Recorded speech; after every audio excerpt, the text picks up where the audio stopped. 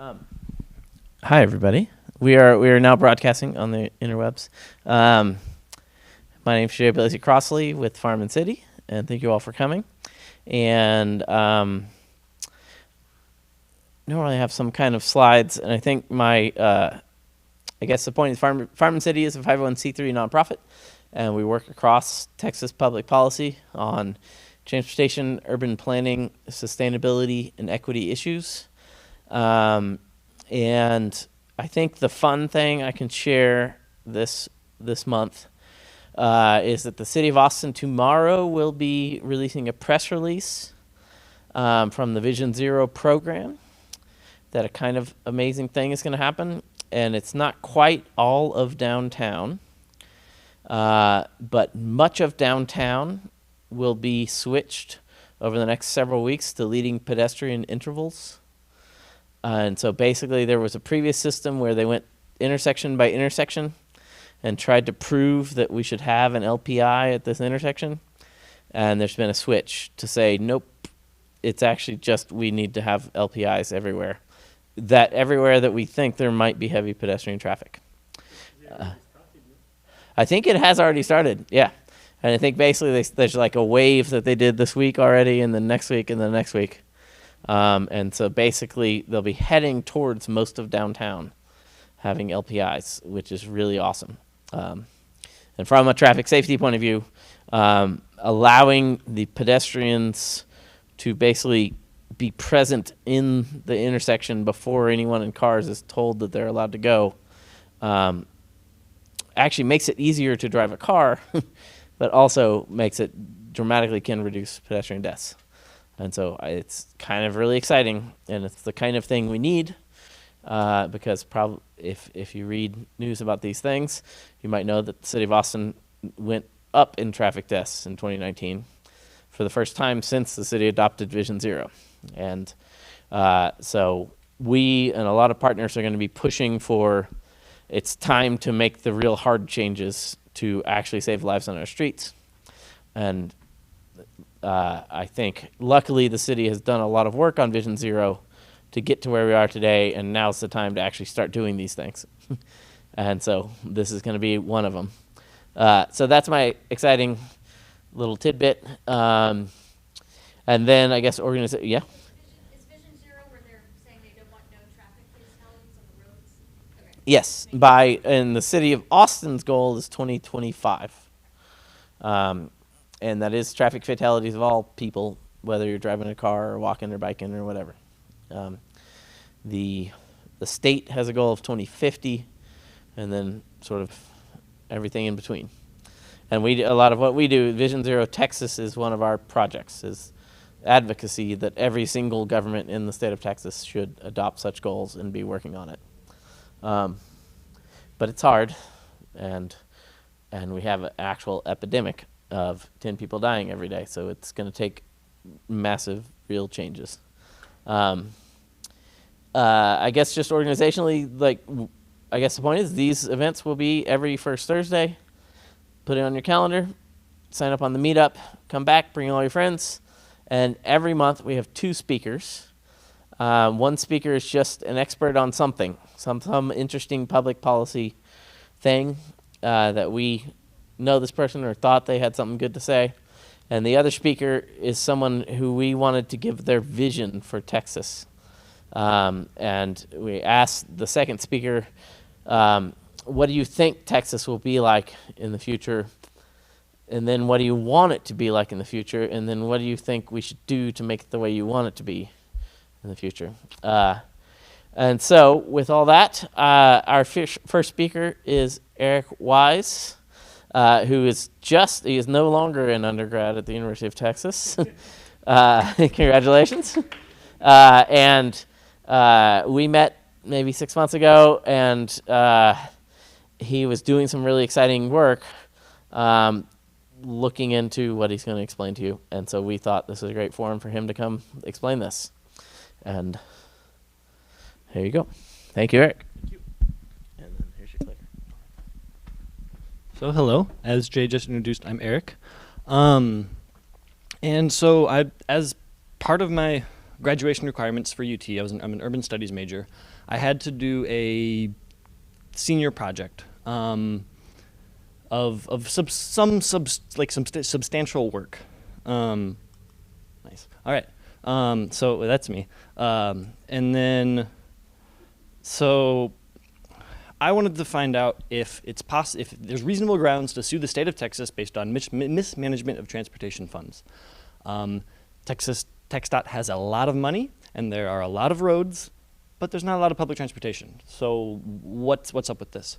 And this came to me while I was driving from Springfield, Illinois, my hometown, to Austin, Texas, and I had traffic the entire way through Missouri, Arkansas, and then finally I hit Dallas. And ooh, that was exciting. I was wearing a heart rate monitor watch, and my heart rate was 60 to 70 beats per minute. The entire drive until I hit Dallas, it went up to above 80 and didn't drop until past the I-35 east-west confluence down there. And then TxDOT closed the entire bridge across the Trinity River in Waco, and it was narrowed down to the 2 feeder lanes across the river. And I sat there for about 50 minutes, and that's where I thought of this idea. So that's how I came here. So some background, just to get you kind of thinking the way I was thinking about this project. Racism is enshrined into American transportation planning. I'm going to start a timer for myself. Ever since the 1920s, 1930s, 40s, when limited access highways, what we know today as like an interstate or a freeway, became part of transportation due to the rise of the automobile, governments have neglected public transportation. Ridership started decreasing seriously in the 1930s. Some people put that on the streetcar operators, but a lot of that was due to funding roads rather than public transportation. So the roads were routed through low-income and communities of color, decimating the community, destroying any businesses and livelihoods and all sorts of issues. And then suburbanization came, subsidies for living in the suburbs with the GI Bill and various housing bills in the 1940s and 50s, coupled with cuts in urban public housing and urban renewal projects, mostly from the 1949 Housing Act, all created these set the stage for these massive suburbs to form, which, with the link of transportation and land use, you can't ignore the suburbs when you're talking about transportation funding. So then the Interstate Highway Act of 1956 said, let's build a massive interstate system. Okay, again, that's taking more and more money away from any form of public transportation, any form of transportation that is not the automobile. And actually, a fun little thing I learned about the interstate highway system is that Dwight D. Eisenhower didn't want highways to run through cities. And that was I thought that was hilarious. He was being driven from the airport, I forget exactly the city, but he was being driven into I think it was the East Coast, and he asked an aide next to him, so why are all these highways being built in these downtown areas? And then the aide looked at him and said, your program. And he just kind of chuckled. So then through all these road building, there's the highway, the car culture, and resulting public transportation bias. So fast forward from the 50s to 1990s, and environmental justice is now part of the transportation planning process. It first came around in 1963 with the Clean Air Act, and then slowly picked up speed. In 1991, it was enshrined as part of the Intermodal Surface Transportation Efficiency Act, which is just like, what is it, BUILD, the most recent transportation funding bill. So then President Clinton's Executive Order 12898 in 1994 continued to make environmental justice and social justice a part of the transportation planning process. And then T21 in 1998, Transportation Equity Act for the 21st Century, continued to strengthen the environmental and equity planning efforts in the federal transportation planning system. All of this is important because it trickles down into how MPOs can plan, as we were talking about, how states can plan, and how cities can plan. So then air quality standards, as I said, 1963 Clean Air Act, and then non-attainment zones were set in a 1991 update. So a non-attainment zone is they're based on metropolitan areas, using the boundaries of the Metropolitan Planning Organization, and They're standards for the allowable pollution. I'm not a fan of the term allowable pollution, but it's what the federal government says. And then so a concept that I'll be somewhat referring to throughout my presentation is induced demand. And in terms of road transportation, it is any increase in road capacity will result in a proportional increase in road users. An argument used to lessen congestion is that, oh, let's add more lanes. Because in theory, that's adding capacity, but that draws drivers from other routes, that draws people from further away. So congestion, without fail, reaches pre-widening levels within about 5 years. And that's been demonstrated through projects in LA, Boston, Cincinnati, Louisville, all over the place. So why is transportation important? Opportunity. If you don't have access to opportunity, your life will be stagnant and you will go nowhere. If you are a low-income person, then you need access to opportunity. And the number one opportunity in the United States is jobs. Transportation leads people to jobs. It gives people better housing options if they don't like where they currently are, if they want to go to a different school, if they just want to move to find a better place to live, then they need transportation to do so. Social government services for low-income people, reaching the food stamp office, you need to move to get there. And then leisure activities, it's unhealthy to sit in the same place, to work all day, get access to parks, access to nature, to go to the movie, go to a concert, anything like that needs movement. And then again, I can't stress it enough, but jobs. So then, as I mentioned earlier, transportation is just such an important part of racism in the United States over the past centuries. So there's social issues, environmental issues, economic issues, and safety issues, all of which communities of color are disproportionately affected by negative transportation outcomes. So in my research over this semester, I focused on four aspects of suing Texas, TxDOT. The first one was safety, which I'm not going to get into in this presentation because I think it's a interesting argument, but it's somewhat weak, and it's really, really hard to prove that Texas is intentionally killing people by building wider roads. That's really hard to do. So then I went into, I'm looking at desperate impact, which has racial implications and environmental issues with air quality. So Title VI of the 1964 Civil Rights Act is a huge moment in U.S. history. The first bit of text says, "No person in the United States shall, on the ground of race, color, or national origin, be excluded from participation in, be denied the benefits of, or be subjected to discrimination under any program or activity receiving federal financial assistance." Well, how do we build roads without federal money? How do we build public transportation without federal money? How do we do anything in the United States without federal money? So I think this is a strong argument in looking into pursuing the state of Texas. So then the legal theory that I would look at within this Title VI is called desperate impact. And I've taken, this is kind of my own definition of it. I've taken this from legal articles and from transportation articles. So it's an act made without intending to cause harm that results in one or more groups facing negative consequences from the original decision. So this is different from intentional discrimination, which is, I'd say, I don't like people in blue shirts, so I would say, Remy, will you please leave the room? That's intentional discrimination. Desperate impact is, I was trying to think of an example earlier and I couldn't think of a really good one, but it's not intentional discrimination. It is a subtle form of racism that is done unintentionally. I-35, there we go. Yes, yes, transportation planning, there you go. It was. Intentional but had unintentional consequences. So the Bus Riders Union in LA in the 1990s is a great example of how desperate impact works and how the Title VI can be used in transportation cases.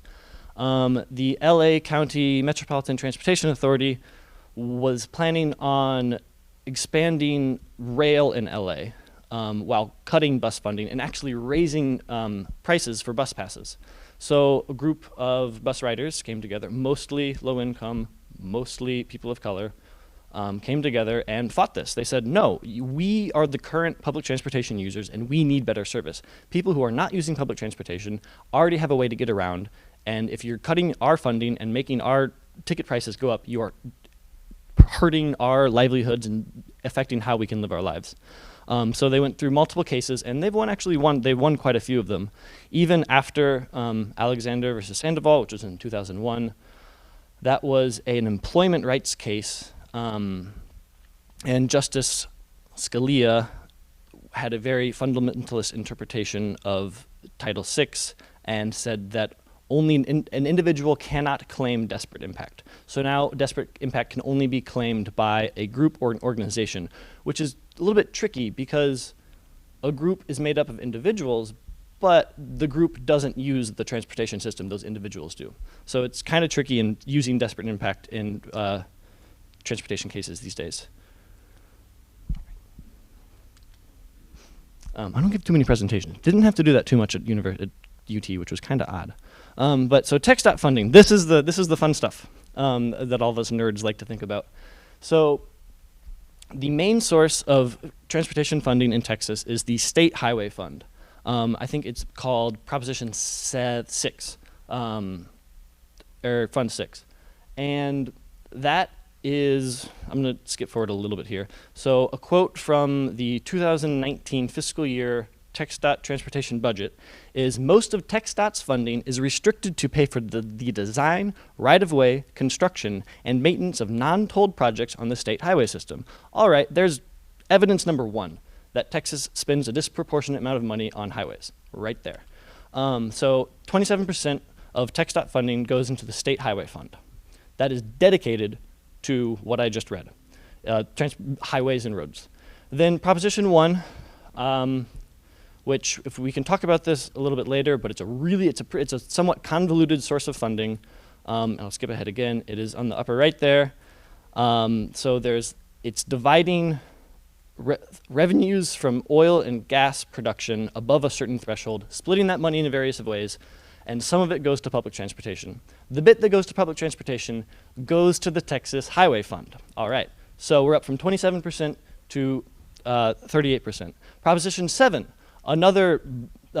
Proposition 1 and 7 are both constitutional amendments, so the voters of the state of Texas voted to pass these.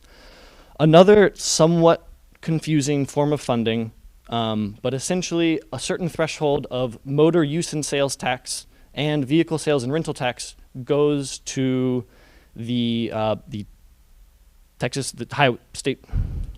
State Highway Fund, and it just, looking into the numbers, it's never going to go away. So then that adds another 24%. And then, sorry for going back and forth a lot, but another quote from that same document is, over 1/3 of TxDOT budget is comprised of federal funds, which are deposited into the State Highway Fund. And again, the State Highway Fund is only used for road and highway projects. That means that 96% of the TxDOT budget is used on road and highway projects. That's not a fair distribution of funding. That does not fit in with Title VI of the 1964 Civil Rights Act. So then, adding to this is that no metropolitan area with a metropolitan transit authority receives state funding. So that's not an MPO, but it's the MTA, so it's Cap Metro. Or in Houston, it's Metro. I don't know the Houston one too well. Or DART in Dallas. So within these massive TxDOT budgets, $3.5 million goes to rural public transportation.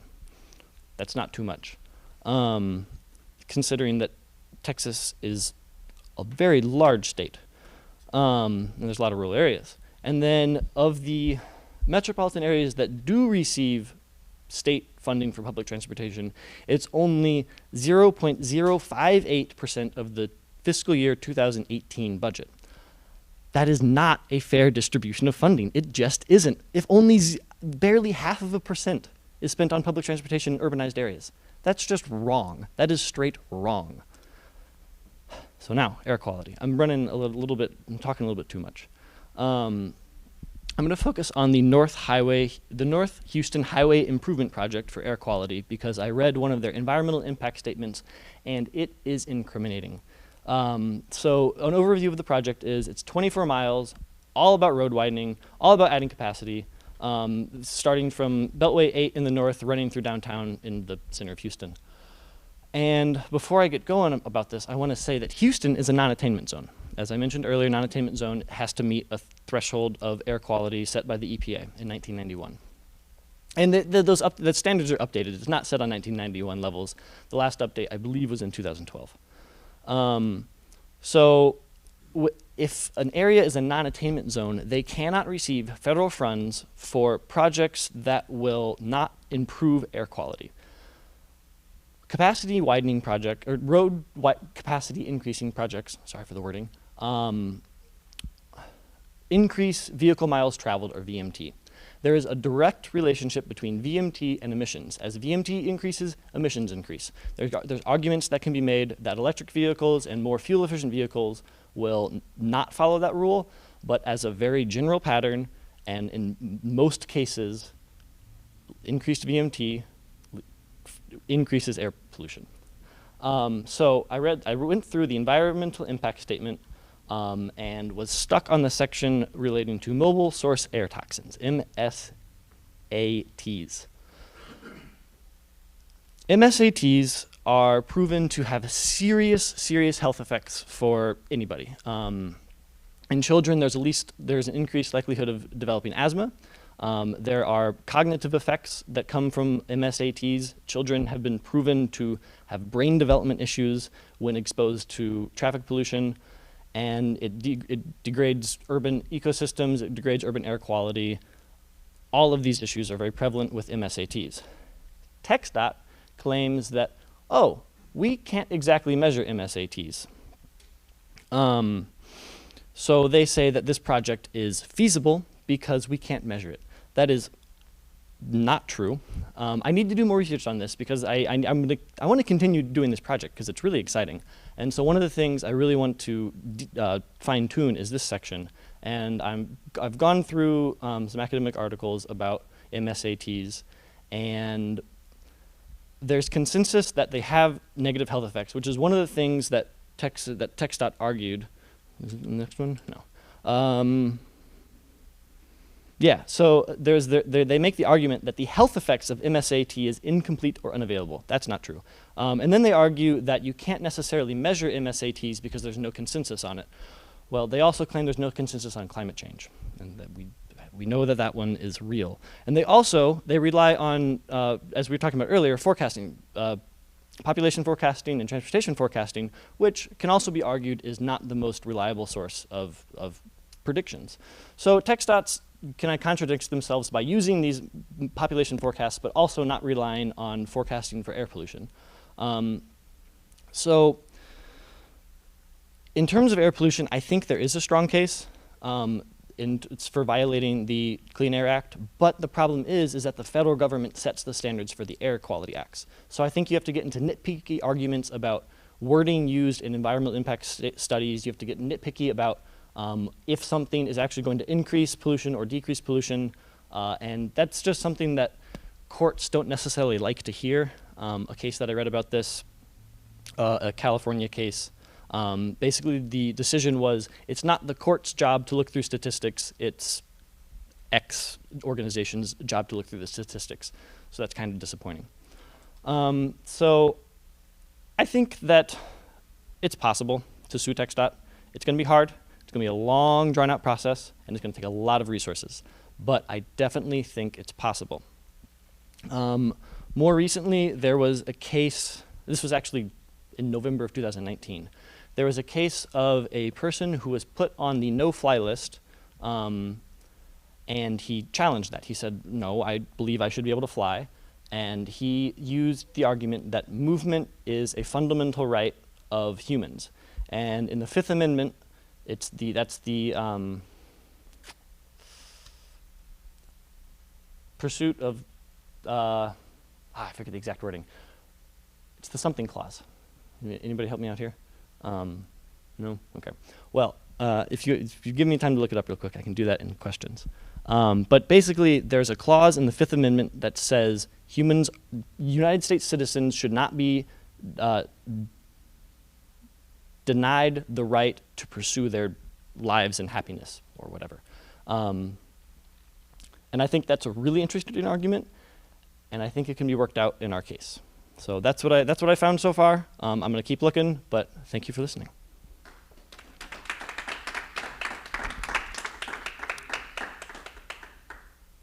Yes. Do you know of any other states that have used a similar method to get change in their transportation department?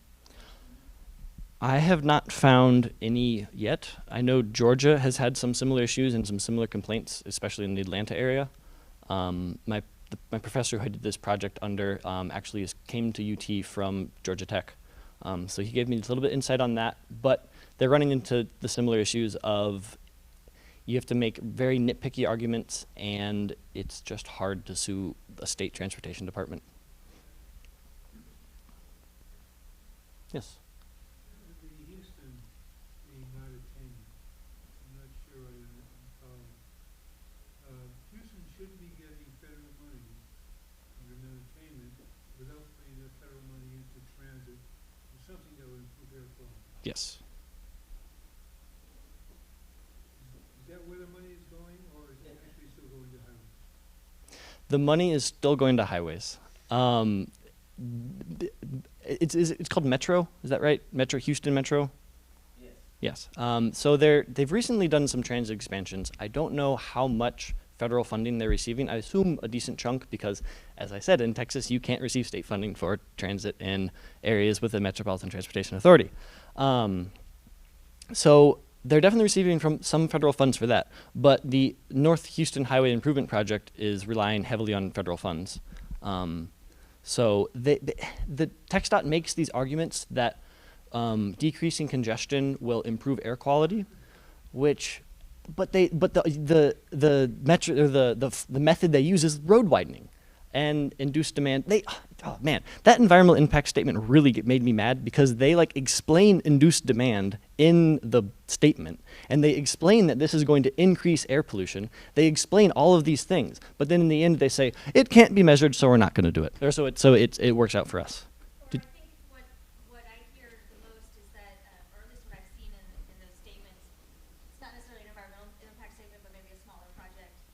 They'll say, yes, it's increasing VMT, but we are making the assumption that technology will reduce those emissions. So we're banking on electric vehicles rolling out, and that's why we can say this increase in VMT is not going to have an impact in 20 years, which is what we're measuring to. Yeah.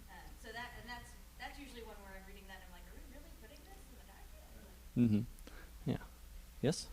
Could they make an argument saying that they're expanding HOV lanes, so they're actually not expanding vehicle miles that will be traveled, but they're expanding space on the road for people, right? Because if you have HOV lanes and you keep the total so that they're going at 45 miles an hour, they're going to be lower capacity than the lanes that are almost stopped, but then more people in, so they're no less emissions but more people.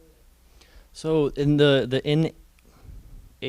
NHHIP, they are adding 2 tolled lanes in each direction along I-45, going south into downtown. So that is helping their argument, but when they crunch the numbers and they have to have tables that show what emissions will increase, what emissions will decrease, the majority of the emissions either stay the same or increase by a point or two. And it's kind of wacky that the FHWA was able to accept this. But I also don't necessarily, I don't personally believe in HOV lanes. I don't think enough people carpool for them to be effective. And I think that if you want to make an increase highway capacity without reconfiguring lane space or without adding lane space, make it a transit lane, not a HOV lane. That will take cars away from the general traffic, and then people who carpool you can still incentivize carpooling without building an HOV lane. Yeah. Did you have a question earlier, Heather? No, I was just going to respond, but something. Yes, Jay? I want to disagree with you there. The HOT lanes that are optimized for transit is exactly what we should be doing everywhere. Mm-hmm. And people should pay to drive because it's a terribly destructive thing. And so, but you should pay less if you have more people in your vehicle. And so, what is being proposed across Houston is HOT lanes that are optimized for transit, Mhm. The only question in the I-45 corridor is whether or not you have to also just add a bunch of free lanes, socialized death lanes, to replicate instead of just upgrading lanes to HOT. Yeah. So my position is that we should be upgrading to HOT. So Yeah. So HOT instead of HOV. yes. Yeah. Okay. I definitely agree with Use HOT. tolls to Yeah. make sure you go 45 miles an hour. Mhm. And so the whole point is to make sure that the bus can go 45 miles an hour. Okay. Yeah. I like that. Nice. Well, I think that, but I feel like HOV lanes, the argument, they're no longer, the justification for this project is not to reduce congestion, it's to create travel time reliability for people that are in an emergency situation or wanting to get to a meeting, or, it's got really very little to do with congestion Mhm. management. It's more about reliability for people that need it. Yeah. Perhaps it was inadvertent, but we left out the best example of induced demand that I know is, of course, the Katy Freeway. Yes. Yes. That is. I was when I was playing with my presentation. I was hoping to talk about that, but I didn't quite make that. And another number you might find useful is that Cap Metro estimates it costs them about $200,000 a year to operate a city bus. So if I translate your funding figures, a figure for rural transit for carts is something like 10 buses. Mm-hmm. That's for the whole state. That figure that I put up earlier. Yes, that was for the full state. So that was yeah. If you translate it into buses, Mm-hmm. then you see how small a figure it really is. Yeah. Yeah. Any more questions? Yeah. It's a little bit of a question, a little bit of a thought. You know, as much as we don't really fully regulate our gas and oil production in Texas, we actually do, in the Mhm. sense that when we started, there was virtually no regulation of it, but it came essentially through lawsuits, is how, like, it was really individuals that had the land suing the companies and then combining with the state of Texas to sue them. But then ultimately that whole process kind of induced our current regulatory system, which is now, kind of modeled worldwide. And I'm thinking about TERP specifically, Texas Emission Reduction Plan, which is tiny, Mm-hmm. especially compared to all the tech stock spends, but it does have an emissions reduction category that includes transportation as well as spending, and I know that they have specific projects that do things like turn some gasoline engines into like diesel or other projects like that. And so it just kind of, again, as a suggestion, I know that in that arena, some environmental groups have been successful of essentially like finding a federal regulation, kind of like you have, of saying, here's an opening, how can we go after them to sue specifically to get these, expanded opportunities for basically taxing and spending it in an environmentally positive way instead of building more roads. Mm-hmm. And so I'm saying somewhere in there, environmental groups that have kind of worked these issues before and know which federal policies that might be a tack to look at. Okay. And you said TERP? TERP. TERP. TERP. It's called Texas Emission Reduction Program. And they just doubled the annual fund. Texas doubled its annual funding for TERP projects, and so there's actually plenty of funding there to do those kind of things, and there is a piece of it that is transportation related. Okay. Yeah, that'd be really interesting. Yeah. All right. Well, if there's no other questions, then thanks for listening. Sorry if it was a bit confused, but that's okay. Thank you. All right, Eric, thank you so much. That was awesome. Maybe Ken's point, Eric, is that you have to actually sue TxDOT. And to all our friends at Tech, we love all our friends at TxDOT, and they're public employees, and they can be sued. And the agency can learn, and that public agencies can learn through lawsuits. But it is, well, so thank you very much for doing that.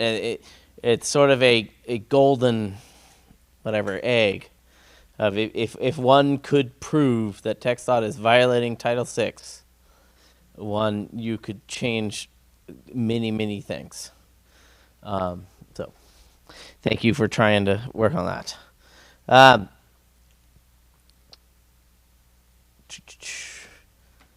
So every month we ask two people to speak, and we ask one person to say, and Heather got this wrong slightly. What do you think Texas? And I don't know why we decided it would be 2030, but what do you think Texas will be like in 2030? And what do you want Texas to be like in 2030? And then what do you think we need to do to make Texas the way you want it to be in 2030? And Heather decided that she's going to go like bonus and like 2040, and which is great. And so for the last several months, Heather Yu has been the really a terrific intern for Farm and City. She will be returning to grad school back in Seattle, magical land of transit and walkability and salmon jumping in your face.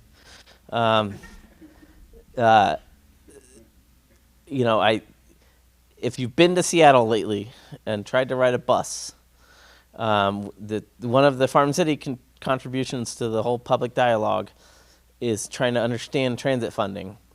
For every dollar per capita spent in Austin on transit, there are $7 spent in Seattle. 7 times as much. So if you are hanging out in Seattle and you're trying to get on a bus, there's 7 times as much effort going into letting you get on a bus. And so that's the scale of the difference between our communities here. And so Heather's going to try to help us fix Texas. So here's Heather. Yeah, it's looking likely, given that I got even the date wrong. But now I have 2020 vision, so I was just feeling ambitious for this. Yeah, so Jay already introduced me.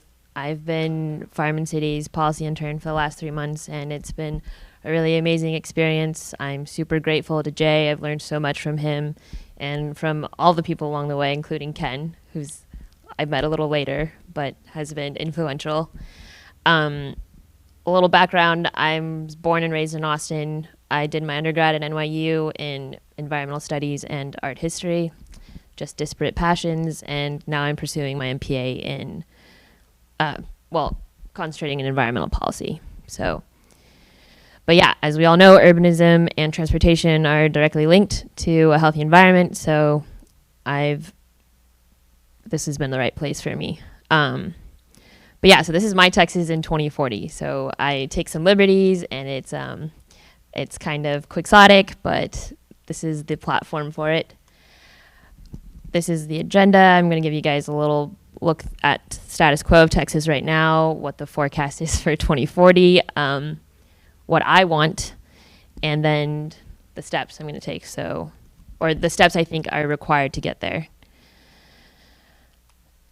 So this is a fun, depressing metric to look at. Texas leads the nation in carbon emissions by a lot. Full disclosure, this is looking at all energy-related carbon emissions. So as you know, we have a love of refineries and oil production in Texas. So that's a large contributor to this discrepancy that we see with the rest of the nation. But I'm all about transparency. Yes? That's very true.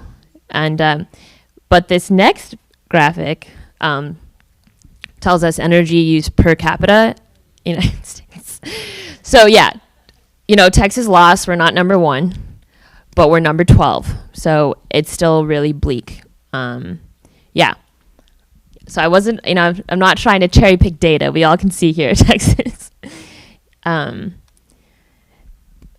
This is like kind of one of the nuggets. One of the good things about Texas is we're actually one of the second most diverse state in the United States. So this, they measure diversity based on 4 different areas: cultural, economic, religious, political. Exactly how they measure that, I'm sure it's very comprehensive and interesting, but that's out of my scope for this. Okay, this tells us another depressing fact about Texas is that we rank 8th in terms of most dangerous states for pedestrians. So it's lethal to be on our streets. All right, so this is a picture of Lake Proctor, which is close to Fort Worth. And I'm showing you this because part of the task is to look at what I think Texas is going to be like if we continue on laissez-faire, business as usual. And so you can see that drought is ravaging this area, and there's a decrease in vegetation. That's the right. And this next image is Galveston. So on my far right, normal Galveston and post-Ike Galveston, the blue areas is where they were inundated. And this is a look at Bastrop after the Bastrop complex fires, which were the worst in Texas history. It's a giant scar that we can see from a distance. And basically, these 3 images are what I imagine to be what Texas will look like if we don't take climate change seriously, and if we don't try and change our ways, and if we don't address this in our planning. So the blue on this one, that shows where flooding, like where inundation had occurred. Right. I'm not sure why I think they just maybe tinged it red so you could see the contrast more. Yeah. Except, I don't know, maybe this one little red piece was just really high. It wasn't inundated. Just build up, right? More arguments to build up. Don't build horizontally. Okay, so this is forecast for 2040. And by 2040, Texas is going to have more than 40 million people. That's huge. So it's hard to conceptualize what I want for Texas and how I can see us accommodating these people and making sure that they have a good quality of life, given that we are still in the city of Austin, we limit how many people can move into Austin, thereby encouraging people to sprawl and expand horizontally. But this is my vision, so I get to dictate what's going to happen. Exactly. So the step 1 is this is the vision. Forget red, forget blue, Texas goes green. Okay, I don't care how we get there. I think it's nonpartisan. I want a healthy Texas. And for me, that means it's got to be green. We start by ending sprawl. What is sprawl? At its most basic, it's where land development exceeds that of population growth, right? So we're doing low density development that doesn't meet a need. And it's expensive, it's polluting, and it's inequitable. By the way, this is Crystal Falls and Leander, just a Pleasant Valley Sunday sort of image. This was a cool graphic, so it's Urban 3 produced it. They're not a nonprofit, they make plenty of money, LLC, but they do good work. And so you get to see that Austin Central Business District, aka downtown, pulls in that much sales, right? Like that much revenue, which is insane. And that the more that you move out, it's nothing, right? So it's just a low productivity. The more that you concentrate, the more the city benefits, the more everyone benefits. And it's important to know that sprawl does not pay for itself, right? So that everyone else is funding sprawl. It's taking away from our tax dollars. This is a cool map. Also, this isn't Austin. This isn't anywhere in Texas, but it's Chicago. So on the far right here, it shows you carbon emissions per square mile, which would indicate that, oh yeah, all of us that live in urban areas are highly polluting and we emit a lot of carbon and it's anti-environmental. But Same time period, if you actually flip the data and you look at carbon emissions per household, it tells a totally different story. You get to see that those living in sprawl are much larger producers and emitters. And so it's important to see that how we look at data, the same sets of data, can tell us a very different story. This is an interesting, Eric talked about this too, like it's important to know that sprawl at a certain point is not an organic development. It's something that's deliberate and intentional. And this is the underwriting text from the 1936 Federal Highway Administration. If you look at the highlighted parts, prohibition of the occupancy of properties except by the race for which they are intended. This wasn't that long ago. It's not even a century. It's important to know the roots of why we are where we are today and why sprawl is still inequitable. Yeah, so I thought everyone should see this. Yeah, it's just racism. Yeah, that was in the fine print. This is how I think we should end sprawl. I kind of took some liberties here. I just hate homeowner associations. I think we need to get rid of them. They're predominantly staffed, and they serve the wealthy or the affluent, and they're usually quite white. Next, I think we need no new roads. Fireman City has done a number of research on this, and there's this myth that we don't have enough roads in Texas. We have to constantly be building roads when it's overwhelmingly clear that that's not true. And it directly benefits sprawl. Like, I don't know if you guys noticed, we drive around Austin, we don't have that great of roads. We've got potholes galore and cracks and like weird, like rock formations in the middle of the road. But then as soon as you drive into, I don't know, Cedar Park, Leander, by the dam, Lakeway, wonderful, beautiful, broad, like avenues of road, right? Perfectly paved. And I feel like every 6 months they get repaved. And I'm like, okay. And the last but not least, we need form-based zoning codes. Actually, Dallas has a form-based zoning code, which is pretty crazy. As you guys know, Austin has just released or is working on its new land development code, which is definitely an improvement, but it's still not fully form-based. But I think in 2040 we can get there, which is what we need. And I'm not just talking about Austin. I want the whole of Texas. Okay, this one's weird. But I think it's critical for Texas. Like, we're talking about Texas, and Texas has this fixation on congestion. And it's easy to see why. Just like Eric experienced, when you're sitting in congestion, it's soul crushing. But I think we need to embrace congestion because it's inevitable, right? All we can do is manage it. We can't get rid of it. And so by continuing to focus all our efforts, all our regional planning goes back to mitigating congestion. That's just not fair, right? And it has dire consequences. This quote and these pictures sum it up. The question is not whether roads will be congested at rush hour, but how many lanes of congestion you want, right? Reuven brought up Katy Freeway. We spent over $2 billion to widen it. Instead, we had 33% increase in congestion in the morning and 55% increase in congestion at the afternoon when everyone gets off work, right? So, on the far right, you have 20 lanes of traffic. On this one, you have 6 lanes. They're both congested.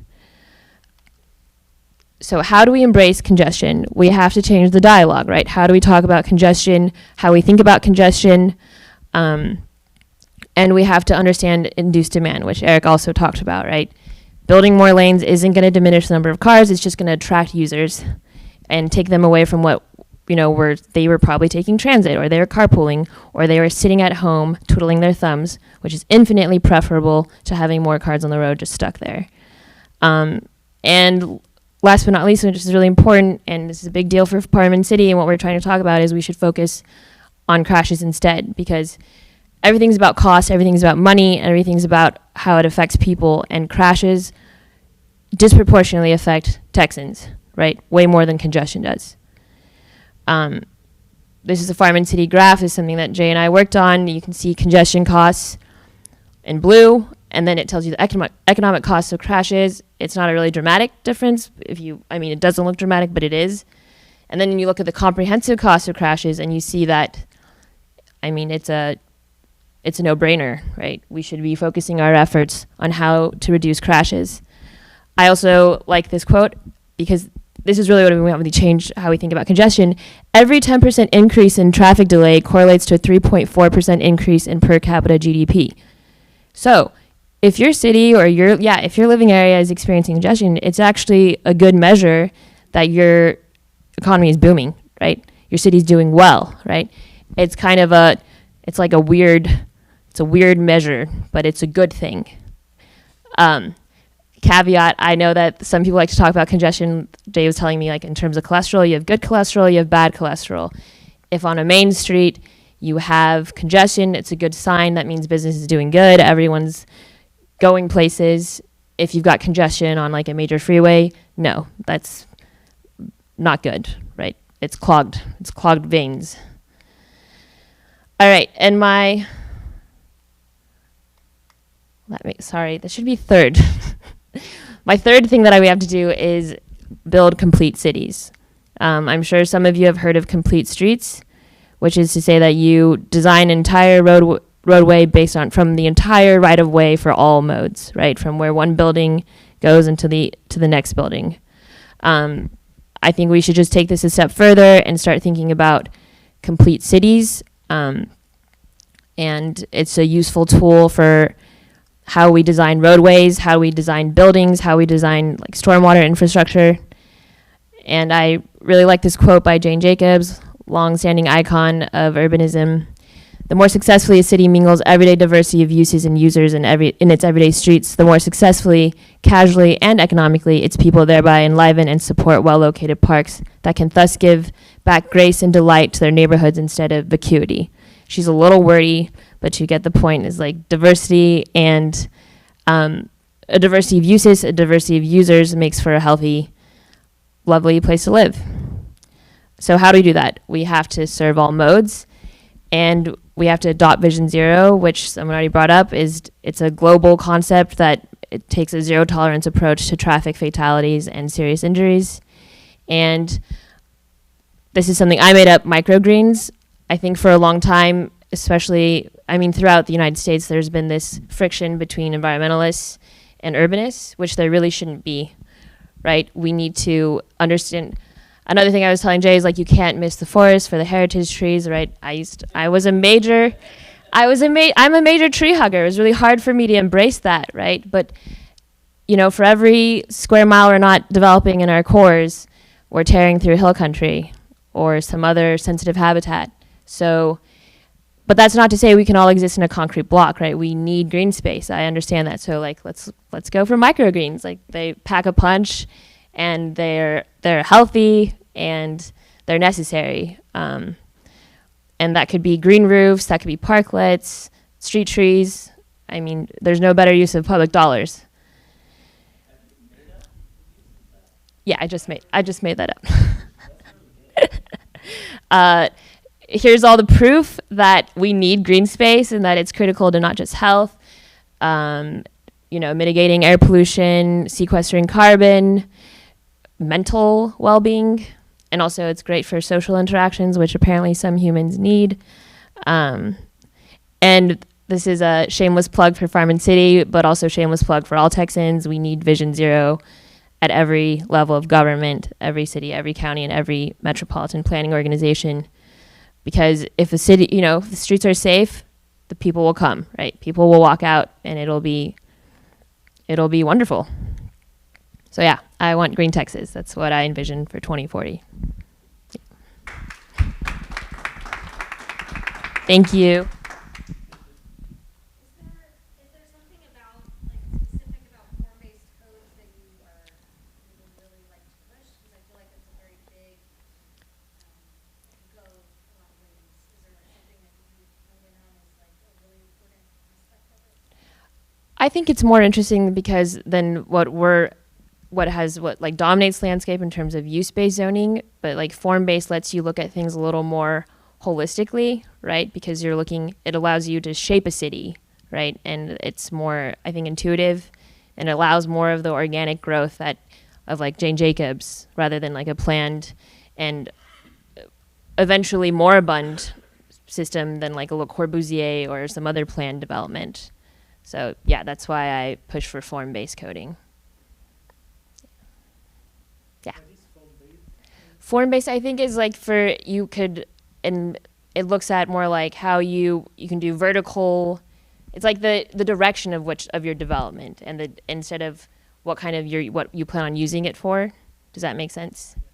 So, Okay. in Bastrop recently, they also did something cool where they just regulate the nuisances, and they don't regulate like you have to build this here and this here. Right. So maybe this could be also a good solution. Yeah, which is I think is a type of form-based coding. Yeah.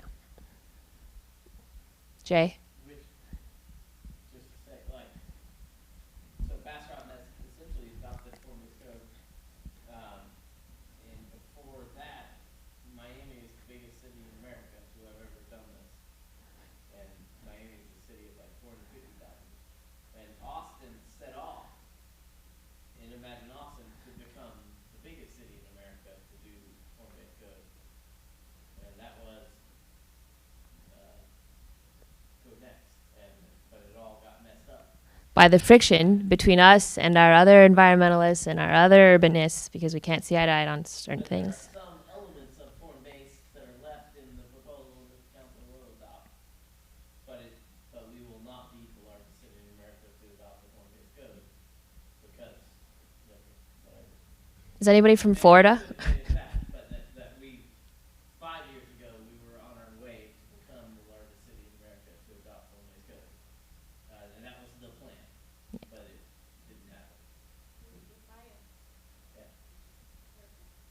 What part of the code did they take out that they just think is I mean, use, residential use. Oh, Like F-25s. Right. Yeah, Oh, and yeah. so requiring that, no, these are residential zones, you know, and you cannot put a Bar. whatever, bar or whatever you want. Is there anything left of the land development code being worked through now that is form-based? I think there's yes, I mean, it's all very complicated, and maybe the form-based purists were all dumb and wrong. And I think that like Austin has done a good job, but I think it's been a very complicated process. And but I think there are many elements of what the form-based code was supposed to do that are still in the current proposal. And maybe they're the good elements, and maybe we threw out the bad things and kept the good things. But you cannot call it, it's not a form-based code, because there are, whatever, 80% of the city will have apartment bands, and whatever, you know? Yeah.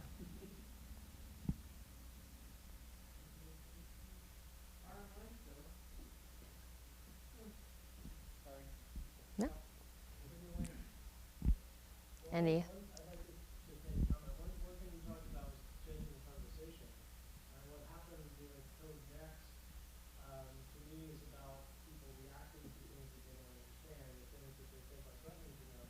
Yeah. And with the thing about, you were talking about with the freeways, they have the evidence in front of them that induced demand is induced demand and causes a problem, and yet they still insist on more language of the solution. So there's all these forces in play making these things happen. And so I think, like you're saying, like changing the conversation, people are not, whatever it is, it's the cultural ethos, it's something other than all the facts and figures we're talking about here. Like we're all on board on this. We Yeah. all know, we don't even, we've read all this stuff, we've looked at all this stuff. But there's definitely a public perception that is contrary to this stuff, and it's not fact-based, it's very emotional.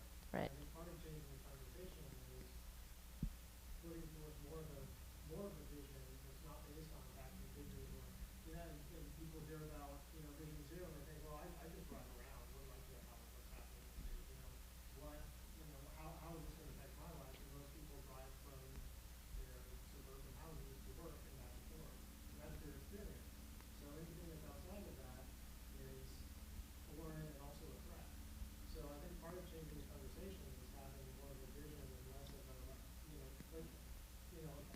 while I'm behind you with lawsuits, that doesn't help the public sort of get behind a vision. It makes them reactionary and makes them think, well, these people are trying to force us to do, our government to do something we don't like. So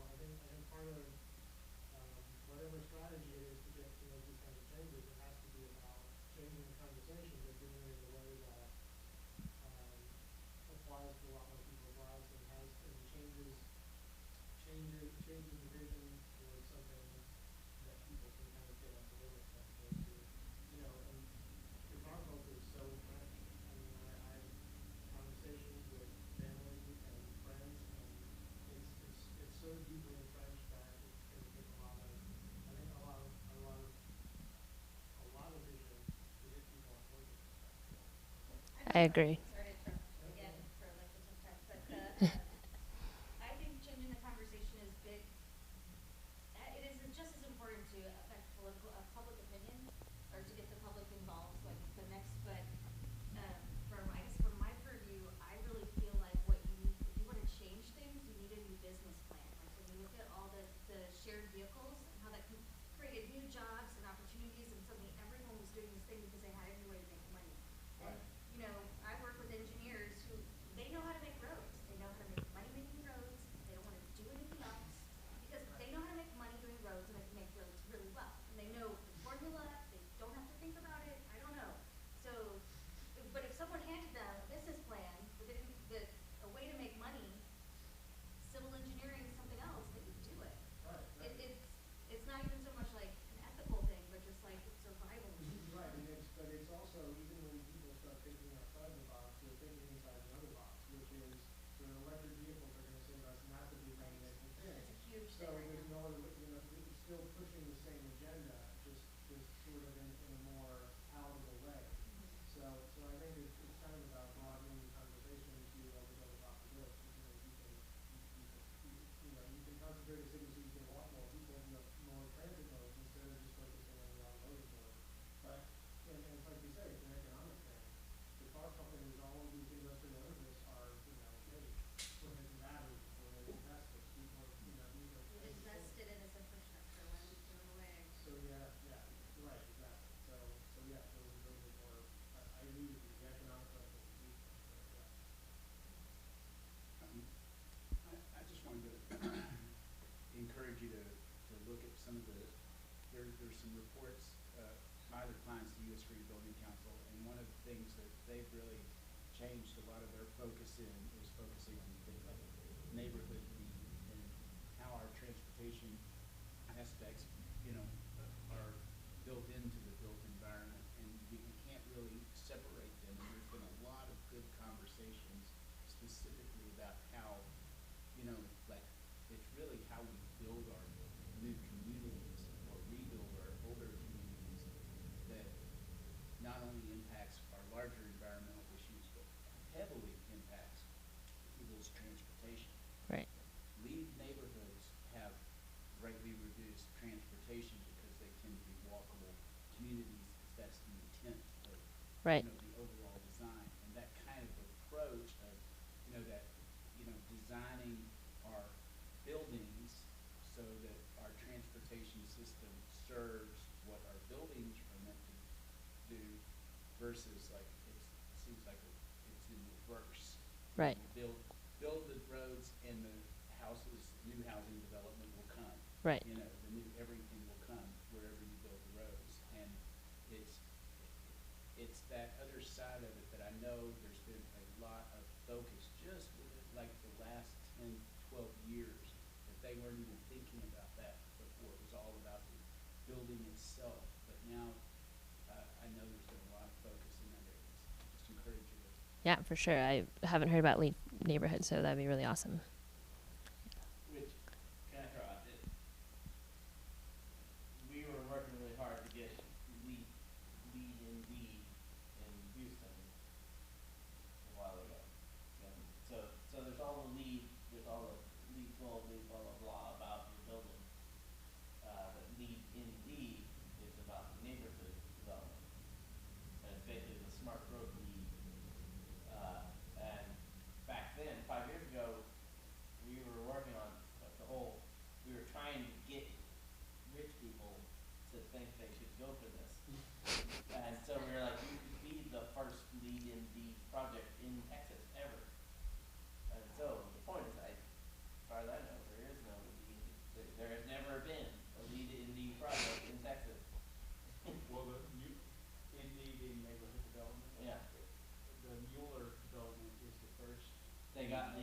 Yeah, they got They're leading. leading, Okay. actually currently the largest In the country. Oh, so there is a. Yeah, okay. Wow. Well, there you go. Wow. Yeah, Miller's breaking all sorts of records.